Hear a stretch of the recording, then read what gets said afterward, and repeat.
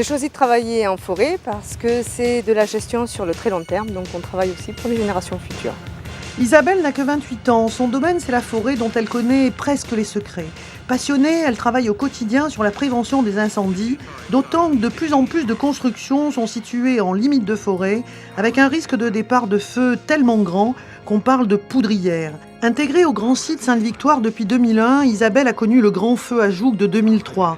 Elle a suivi les chantiers forestiers destinés à réduire la masse combustible dans ce secteur. 3 ans après ce feu ravageur, Isabelle n'est pas mécontente des options choisies. Donc après l'incendie, c'est vrai qu'il y avait ici un fort impact quand même paysager, et puis c'est une forêt qui est assez fréquentée, donc il y avait aussi le problème de sécurité, puisque les arbres, une fois qu'ils sont morts, ont tendance à tomber. Je parle surtout des résineux. Donc il fallait restaurer un peu ce paysage, ce terrain, et aussi dans l'optique de faciliter la régénération. Enfin, nous, en tout cas, on ne part pas avec une politique de reboisement immédiate après incendie. On préfère largement la régénération naturelle qui, quand elle marche, a de bien meilleurs résultats qu'une plantation. Restait le problème de la revalorisation du bois de chêne et de pin atteint par l'incendie. Pas facile à l'époque où l'on parlait peu de filière bois. Têtue, Isabelle, comme son acolyte Sébastien, y a cru et là encore, ça a marché. Résultat, 100 000 € d'économisés sur les subventions régionales. Sébastien nous raconte l'aventure.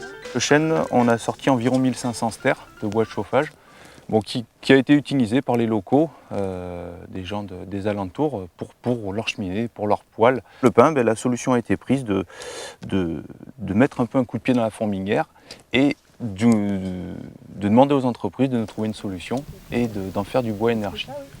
Le bois, c'est le bois de la forêt locale, de la forêt à l'échelle départementale, voire régionale pour les plus grosses structures. C'est quelque chose qu'on maîtrise, dont on est sûr, qu'on connaît, à partir de là qu'on peut anticiper.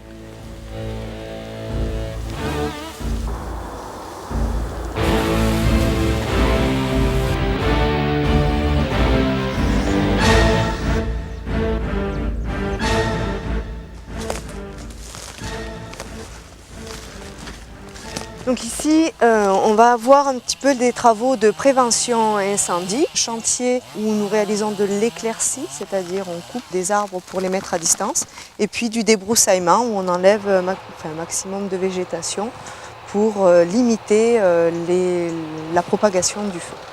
Donc là, immédiatement après les travaux, on peut remarquer que l'aspect visuel n'est pas très joli. Il faut savoir qu'immédiatement après les premières pluies, ça reverdit, la strate herbacée reprend et on a un aspect beaucoup plus sympathique.